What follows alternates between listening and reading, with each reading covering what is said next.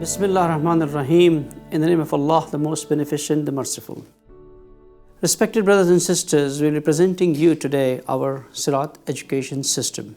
In our presentation today, first we will give you a quick overview on Jamea Orwatul Wuthqa, the parent organization of Seraat education system. Then we will present the concept of education presented by Islam and the challenges with our current education system in Pakistan.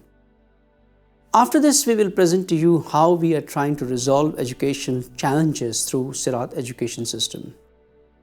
Let's start with a short video on introducing Jamea Orwatul Wuthqa. For those who are unaware, Jamea Orwatul Wuthqa is a miraculous project initiated, supervised and managed by Ustaz Jawad Naqvi Hafizullah Ali. As you watch the video, you will find worth appreciating the journey which this institute has done just in one decade. And it's all due to the hard work, deep vision, insight, planning and reliance on Allah subhanahu wa ta'ala by this great personality. So let's take a quick overview. Jamea Orwatul Wuthqa Seminary started functioning on 13th Rajab 2010 in Lahore, Pakistan. This seminary currently hosts 1,000 boys students who are residential on premises from 11 years age onwards. They are provided both academic as well as Islamic education followed by Hausa syllabus. There is also a huge ladies' Hausa titled Kitab Seminary, which has more than 1,200 girls with capacity to host 3,000. More than 40 teachers on site manage the education from early morning to late evening with spiritual activities. The entire seminary is self-equipped with decent amenities like kitchen, laundry, saloon and dining rooms. The site also has an advanced printing press, publication house, a state-of-art 50-bed hospital with separate modest facilities for men and women, state-of-art studios broadcasting Islamic TV channel, kids programs and news channel, a well-equipped IT department and above all, a mega library and research center with more than 100,000 books. Also includes a digital library and a 200 systems computer lab for students. It also has a dairy farm, agricultural activities for provisioning unadulterated food to students, staff and community around. The campus hosts Pakistan's iconic Bait al-Atiq Mosque, having capacity to host 50,000 worshippers at one time.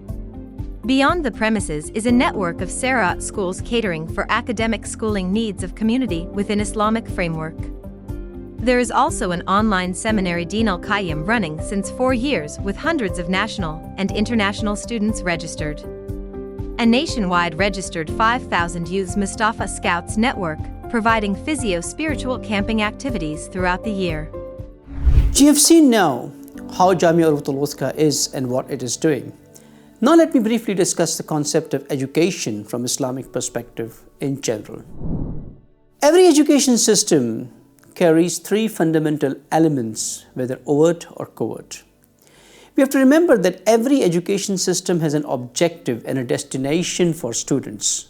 The first element is knowledge, which is light that manifests the realities the way they are to students. But this light presents the realities and then you need a direction to find the path from realities to reach your goals. Hence, the second element are thoughts and thinking, which education system develops in children and students. The third element is tarbiyat, which means actualizing the inner potential of students, grooming, nurturing them into some ideal. Knowledge is almost the same, whether Islamic or non-Islamic, because realities are all created by Allah subhanahu wa ta'ala, about which awareness is given by education. But the thoughts and upbringing can vary a lot based on certain underlying elements which form the basis of education system. Now, every education system is an outcome of its underlying philosophy of education, which comes into existence primarily from the philosophy of life perceived by the system. So, what is the philosophy of life? It could be scientific, whereby life is all materialistic, hence purpose of getting educated would also be to achieve maximum materialistic gains and luxuries of life. For some schools, philosophy of life is metaphysical, which means purpose of education is to become good human beings and socially good citizens. But who defines goodness remains unclear. For heavenly religions like Islam, the philosophy of life is to achieve perfection in this world, whereby you get qualified for the next life.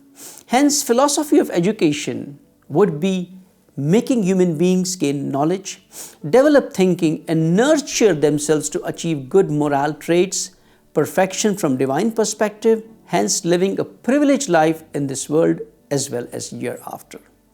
Based on these philosophies, the system of education for materialism is only to grant certification, which qualifies students to deliver certain roles through which they earn their living. But an Islamic education system has sacred goals and not just materialistic. We can testify the same from Quran. First in Surah Jamea, Allah subhanahu wa ta'ala says that we have aroused messengers from amongst you with three roles.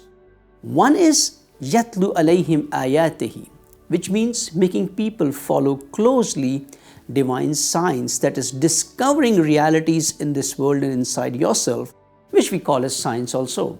The second role is Tazkiyah, which is purification, that is removing all impurities and excessiveness in self and society. And third is Yu'allamahumul kitaba wal hikmah, that is imparting knowledge of book, which means laws for living life, and wisdom, that is developing the sense to become righteously decisive. The messengers need to play this role because people are in utter darkness, as the verse says, Zalalim Mubin, that is, they were misguided, and through these roles of the Prophet, they need to come out of this darkness towards light, where the realities, purpose of life becomes manifested to them. Hence, this verse explicitly presents the purpose of education and portrays the messengers of Allah as ideal teachers and nurturers, that is, they are Mu'allim and Murabbi. Then in Surah Ali Imran, Allah subhanahu wa ta'ala sets up the goal of a society, of a nation, of an ummah, which is achieving falah, which means cultivating and harvesting the fruits for hereafter in this world. A nation can become prosperous, can achieve falah if they do Amr bil Ma'ruf, that is summoning and establishing divine values in a society, and Nahi anil Munkar, which is prohibiting evils and corruption in society. And to do this, the nation needs to be educated on the lines of tilawat, tazkiyah and ta'lim. Now there are many more verses, but in short, these verses reveal what Allah subhanahu wa ta'ala expects from us as individuals to come out of darkness and as a society to achieve felicity. And for this, Allah subhanahu wa ta'ala has sent messengers to educate us. In context of what I have mentioned, if we compare on the scale of humanistic parameters the prevailing in Islamic education system, it becomes apparent to us that both the systems are heading totally in opposite direction. The prevailing education system, which is also termed as secular education system, considers the reality of man as only matter, whereas for Islam, human being is matter and soul. The ideology, the constitution of life based on these differentiates between materialism and monotheism. The philosophy of life educated in current systems is learn to earn, so you can gain utmost materialistic pleasure, whereby Islam wants us to be educated to get divine pleasure through proximity with Allah subhanahu wa ta'ala, eventually turning into real human beings by acquiring divine traits. Practically, the prevailing education system instills functional values in students which can help them to deliver materialistic roles of society in form of labor effectively, but Islamic education believes in establishing non-changeable divine values which originate from the attributes of Allah subhanahu wa ta'ala. And the final outcome of prevailing system, as I said, is to produce labor, whereas Islamic education system produces Khalifatullah, people who manifest divine attributes in their character. So after a basic overview of education system, let us quickly see what are the challenges with education system in Pakistan. Education system in Pakistan is highly commercialized, whereby schools, universities charge heavy fees from students, and similarly the teachers also expect to get heavily paid. This means education comes at a cost. So the more you can afford, the better you get qualified. And those who can't afford, naturally, they remain deprived of good education. When students who do not get good schools, they need private tuitions, which itself puts a burden on students as well as parents both. Another major problem is no real Islamic orientation in both Islamic as well as secular schools. This means the divine purpose of education is not achieved by anyone. The Islamic schools apply cosmetics of Islam by teaching some ritual practices, recitation of Quran, etc. But development of values is totally missing. Then there is a lack of tarbiyat in schools. There is no program for upbringing, for developing the inner divine attributes and potential which are present in the fitrah of human being and specifically children. The education system and parents are all focused on numbers, that is marks, ranking, degrees, going to next class, passing out, A-level, O-level, and that's it, finished. Above all these, there are serious ethical issues with schools like co-education, where boys and girls study together, due to which the element of lust comes up much early in age than the way it should happen in an organic, natural way. Liberal thoughts are cultivated by teachers. Anti-religious teachings, anti-religion teachings, that there is no need for religion, there is no need for God. And now, with new universal syllabus, even sectarianism is getting deeply rooted inside schools. One more practical issue with majority of schools, apart from multinational schools, is lack of technology and modern teaching methods. During pandemic, we have seen a total collapse of education system in Pakistan as majority were not prepared and equipped for technology adaptation. The next important question is, can we reform the prevailing education system, or how can we establish a divine education system? We cannot reform, but we need to start from scratch to build our own education system. We don't say just make your Islamic schools, but develop an education system. This is something which Jamea Orwatul Wuthqa has started. In 2020, the Hausa became certified as an education board with the title of Majma Talimul Kitab wal Hikmah. This board is carrying out certain functions which are related to education. The first step in these functions is to change the axis of education. The current axis or base of education is to study a syllabus, curriculum and get qualified to earn. We are creating a new axis, which is teachers.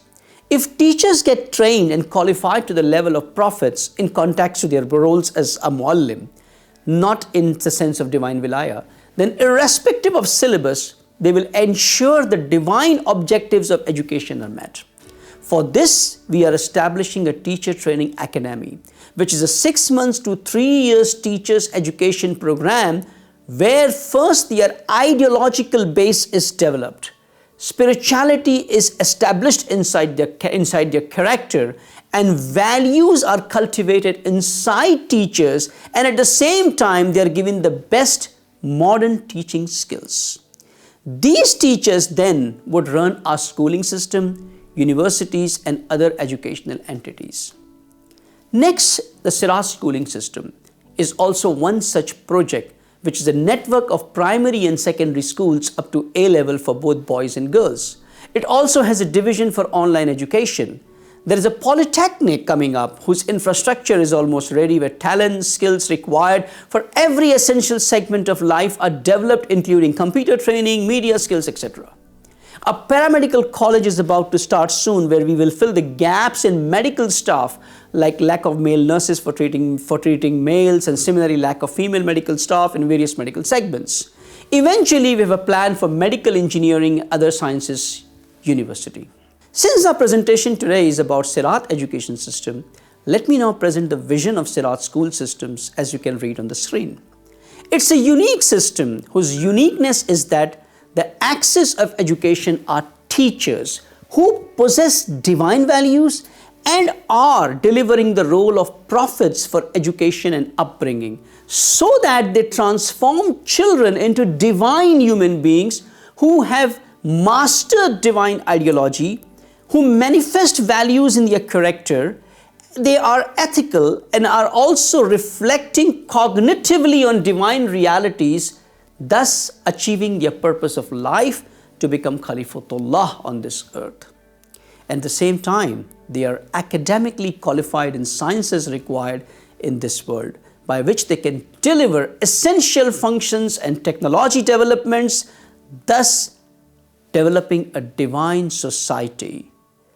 With a major catch to be understood over here is that no eligible students are deprived of education for commercial reasons.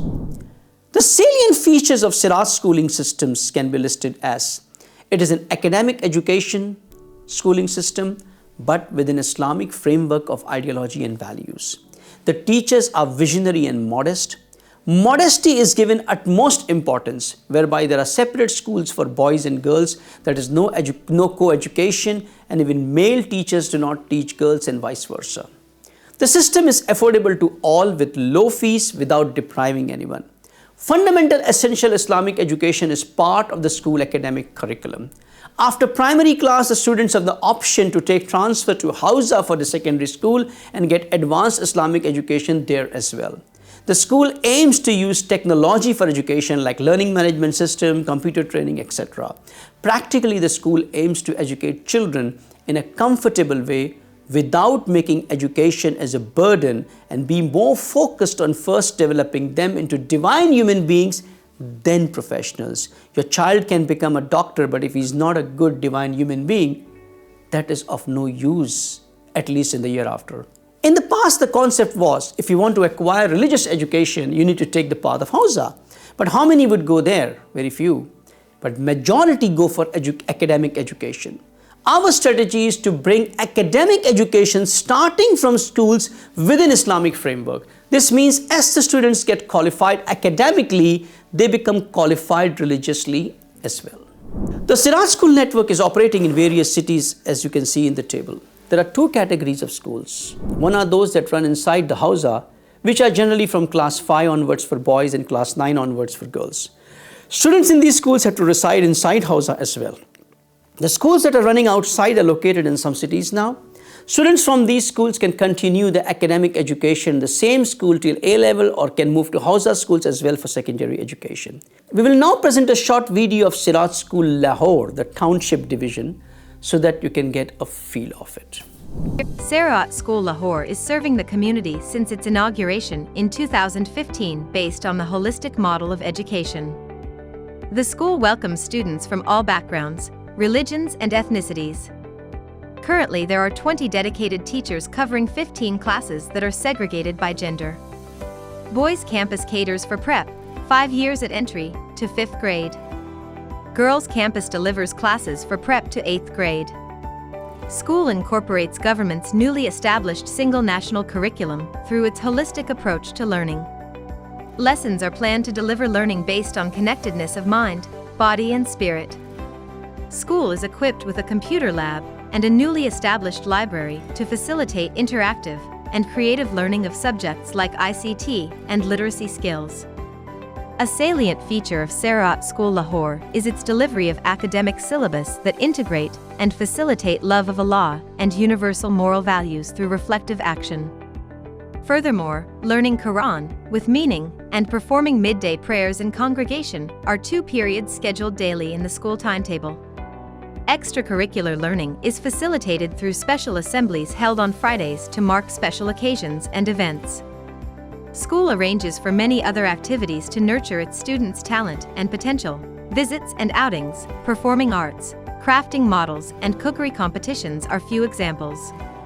Parents play a crucial role at Seraat School with their voluntary participation in school activities and celebrations. Seraat School keenly promotes parents and community engagement and has held educational seminars, awareness workshops on child upbringing.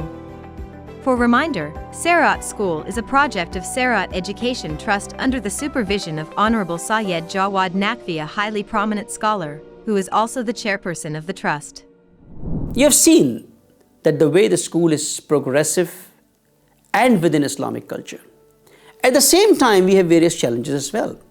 One major challenge is lack of proper school building infrastructure, and for this we need to build our own school infrastructure. Based on the demands we have from families, we need more units of schools in various locations, and within the same city, for big cities, we need to have multiple schools. Since we do not deny education on the basis of affordability to anyone, we have serious deficit on expenses. Hence, we need funds to support the operational cost of school.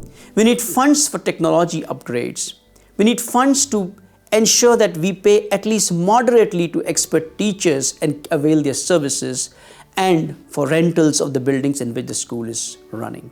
As an example case, you can see our main Seraat school division at Township Lahore, that it has a shortfall of almost $1,700 per month. The way we have structured or managed our expenses is, first, we have to recover the expenses from the revenue, which is primarily fees. At present, 85% students do not pay full fees, but we still allow them to continue the education. And since the fees are also kept quite low, the expenses cannot be totally recovered by fees. For this, we have set up welfare funds. The fees are fixed for all students, and those who are eligible to pay less, the welfare funds support the differences. If you want any further information, you can contact our local representatives. Wassalamu alaikum wa rahmatullahi wa barakatuh.